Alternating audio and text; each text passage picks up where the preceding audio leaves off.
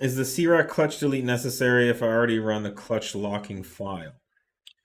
Uh, Yes. yeah. I It, mean, it is for certain tuning stages like 2 plus, um, even stage 2. well, Yeah, stage required two for we stage 2. require it. We lock the clutch as well if you still have the stock clutch, but we do Yeah. tell you that you should be But running a the locked. locked clutch is good for stage 1.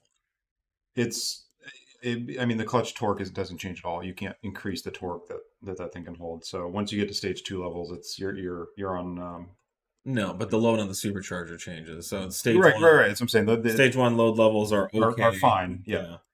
But yeah, once you get to stage 2 or 2 plus, the load on the supercharger is such that the clutch, even when it's locked, will still slip. The clutch never really locks, right? It's like a magnet, it just sticks. yeah, But at some point, it will slide and spin. yeah. It's better having it locked up all the time because it's the engagement disengagement shock that really slips those things. Yeah. But it's still we don't feel it's enough for a healthy stage two setup.